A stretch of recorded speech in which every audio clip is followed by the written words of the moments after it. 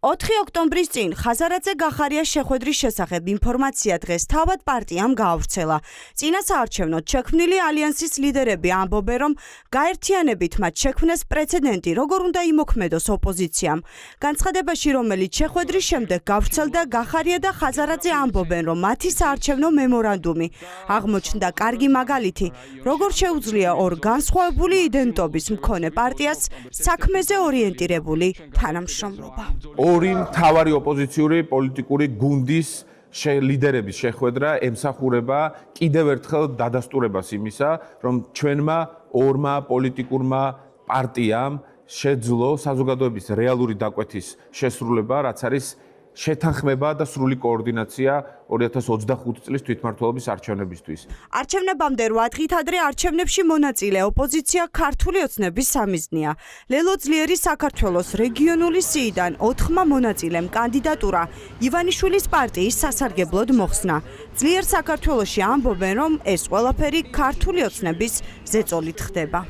ძალადობის, დაშინების, მუქარის ცდილობები მხოლოდ მიუთითებს იმაზე, რომ გარდაუვალია ცვლილებები ამ ქვეყანაში, რომ გარდაუვალია ის, რომ ჩვენი თანამოქალაქეები 4 ოქტომბერს მივლენ და მისცემენ ხმას ქართული ოცნების წინააღმდეგ. ძლიერი საქართველოს ლიდერი ბადრი ჯაფარიძე დღეს მარნეულსა და ვოლნისში ჩავიდა და მაჟორიტარობის კანდიდატებს შეხვდა. ირკვევა, რომ არჩევნების წინ ქართული ოცნება დაშინების, მუქარის და მოსყიდვის გზით ოპოზიციის წევრებზე ნადირობს. ესეთი დაშინების ცდელობა ქართული ოცნების მხრიდან მხოლოდ მიუთითებს მათ სისუსტეზე.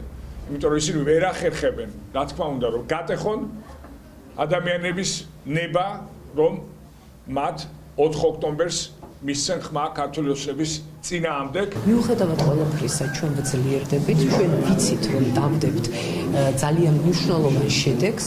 ჩვენ ვართ ყოველდღიურად უფრო და უფრო მეტად გაძლიერებული და ვართ მონოლითი და ამიტომაც არაფრის არ გვეშინია. არც ქართული ოცნების გვეშინია, არც მისი სხვადასხვა მეთოდებით ჩვენი ბრძოლა გრძელდება, რა თქმა უნდა, მთავარი არის, რომ ხალხი არის ჩვენი მხარეზე, ხალხი არის სიმართლის მხარეზე. მარნეულის გარდა ქართული ოცნების სასარგებლოდ კანდიდატურის მოხსნის ფაქტი დაფიქსირდა ბოლნისშიც. ბოლნისის მუნიციპალიტეტის მერობის კანდიდატმა გადაწყვეტილება საეჭვოდ მაინც და მაინც არჩევნებამდე 1 კვირით ადრე მიიღო. ადგილობრივები აცხადებენ, რომ ასე ცდილობს სუსი ოპონენტების განეიტრალებას. ბოლნისში ჩვენ გქონდა ფაქტი ქართული ოცნების მხრიდან ერთ-ერთი ჩვენი კანდიდატის დაშინების. სამწუხაროდ ეს არის ქართული ოცნების სტილი, დაშინება, მუქარა, სუსის პრაქტიკულად განუწყვეტელი მცდელობა, როგორმე მაჟორიტარი კანდიდატი ან მერობის კანდიდატი ასე თქვა, აიძულონ, რომ მან მოხსნას თავის კანდიდატურა, ეს არ ხდება, ამ წარმატებას ვერ ახსენებენ. ერთი-ორი შემთხვევა იყო, ადამიანები მთხუნა ნერვებმა. ვინც გადაიპირეს, ისინი რას ამბობენ? ისინი საერთოდ ტელეფონი გამორთული აქვთ, ქუჩაში არ დადიან, სად არიან არ ვიცი. მეც მომივიდა ეგეთი რაღაცი, ცურთავში ვცხოვრობდი, სოფელ ცურთავში. ბევრი რაღაცა მომივიდა, მაგრამ ერთი ნაბიჯი უკან არ წავედი. არ შეიძლება. ბოლომდე უნდა მივიდეთ. თუ ოპოზიცია ვართ, ბოლომდე სიმართლე უნდა ვთქვათ. რეგიონების გარდა ძლიერი საქართველოს წინააღმდეგ პროვოკაციები ეწყობა თბილისშიც.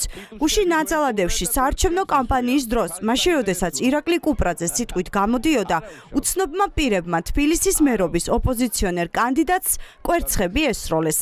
ადგილზე ქალები და მცირეწლოვანი ბავშვებიც იმყოფებოდნენ. ირაკლი კუპრაძე აცხადებს, რომ კვერცხები ქართული ოცნების ტიტუშკებმა ისროლეს. ტრადიციულად, როგორც შეეფერება კალაძეს, მისმა ტიტუშკებმა კვერცხები დაუშინეს, შეხვედრაზე მსხდომ ქალბატონებს, დედისტოლა და ბებისტოლა ქალბატონებს და ბავშვებს. ეს კიდევ ერთხელ ხაზს უსვამს, რომ ეს არის ანტიეროვნული, ანტიქართული, ანტიკაცური საქციელი, რასაც წარმოადგენს მთლიანად ქართული ოცნება. როგორც ირკვევა, ქართული ოცნების ახალგაზრდული წარმომადგენლები იყვნენ ადგილობრივი ნაძალადევის რაიონის. ეგეთი სამარცხვინოები და ეგეთი ფარჩაკები არიან სინამდვილეში. ეგეთი უღირსი ხალხი არის. თვითმმართველობის არჩევნებამდე ზუსტად 1 კვირა რჩება. ძლიერი საქართველო და გახარიას პარტია ამ მომრჩევლებს აქტიურობისკენ და ხმების დაცვისკენ მოუწოდებენ.